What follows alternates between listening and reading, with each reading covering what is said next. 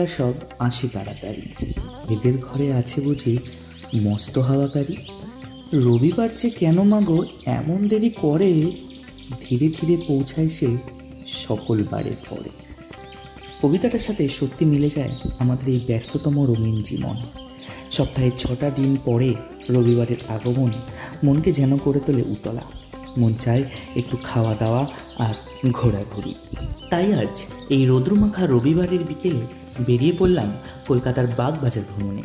আজকের এই ভ্রমণে থাকছে মা সারদা মায়ের বাড়ি, মায়ের ঘাট, বলরাম মন্দির এবং ব্রোস কাবাবের খাওয়া দাওয়া।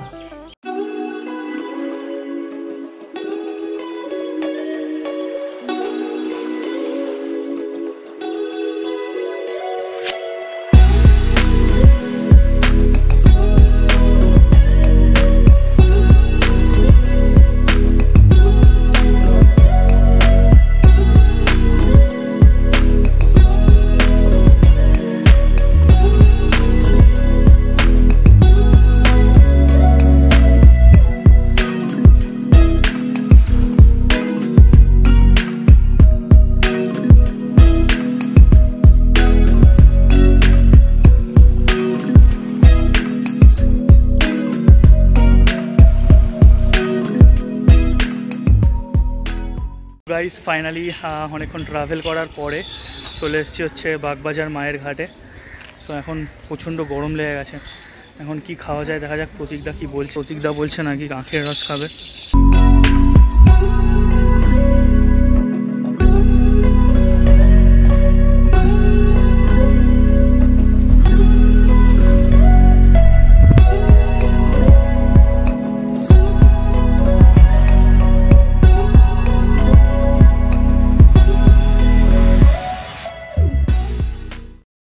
বাগবাজার ঘাট হল উত্তর কলকাতার হুগলি নদীর পূর্ব তীরে অবস্থিত একটি প্রাচীন ও বিখ্যাত ঘাট। একসময় এই ঘাটটি রঘুমিত্র ঘাট নামে পরিচিত ছিল। বাগবাজার ঘাট তৈরি করেছিলেন নবাব সিরাজউদ্দৌলার উপপ্রধানমন্ত্রী রাজা রায়দুল্লভ রায়ের পুত্র রাজা রাজবল্লভ রায়। সাধারণ ধারণা অনুযায়ী বাগ বা বাঘ শব্দ থেকে বাগবাজার শব্দটির উদ্ভব। তবে ভাষাতাত্ত্বিক সুকুমার সেন মনে করেন বাগবাজার শব্দটি বাঁক বাজার শব্দের অপভ্রংশ, কারণ এই অঞ্চলের নিকটে হুগলি নদীর একটি প্রকাণ্ড বাঁক অবস্থিত। সারদা মা নিয়মিত যেতেন গঙ্গা স্নানে।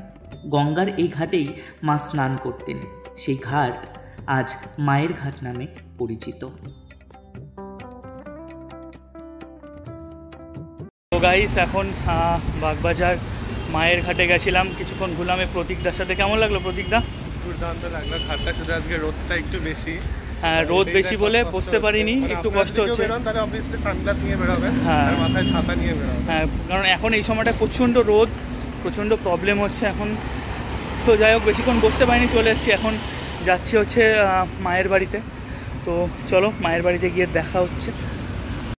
উত্তর কলকাতার 1 নম্বর উদ্বোধন লেনে রামকৃষ্ণ মঠের বাড়িটি মায়ের বাড়ি হিসাবে পরিচিত।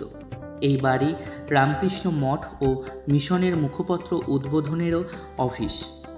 এই বাড়িতে উদ্বোধনের অফিস স্থায়ীভাবে এসেছিল 1908 সালের নভেম্বরে এবং নতুন বাড়িতে মা পদার্পণ করলেন 1909-এর 23শে মে।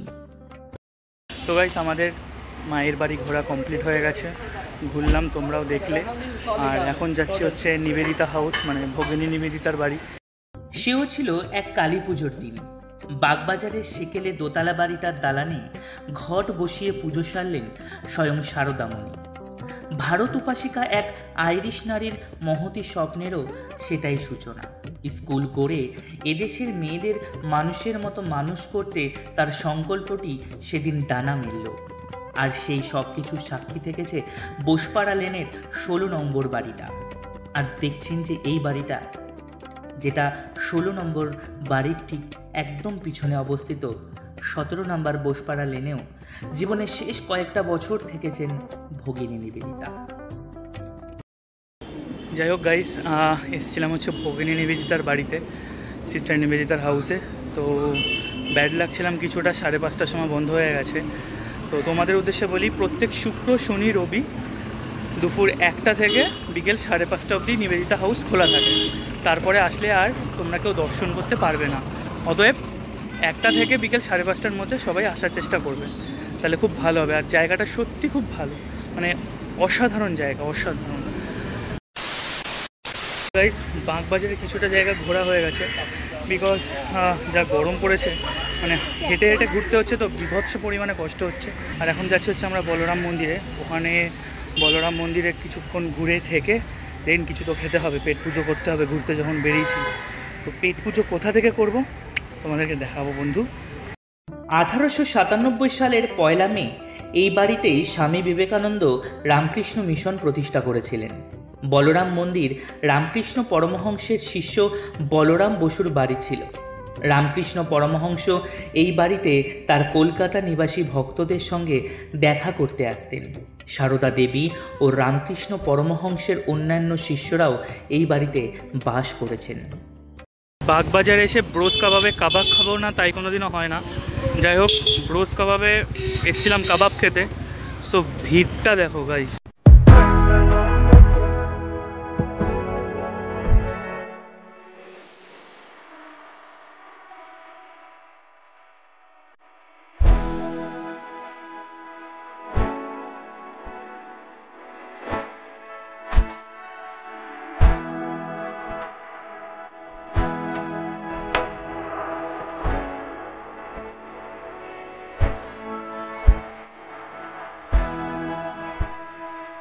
অনেক কষ্টে কাবাবটা পেলাম, প্রতীকদা।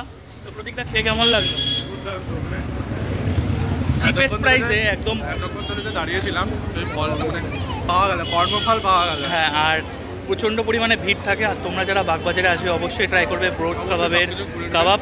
আর এখানে সব একদম চিপেস্ট প্রাইসে, সব কটা কাবাবই 50 টাকা থেকে শুরু হচ্ছে, একদম 50 টাকায়, ঠিক আছে? তো তোমরা আসলে অবশ্যই এখানে ট্রাই করবে। দেন চলো এখন গুটি গুটি পায়ে বাড়ির দিকে যাবো।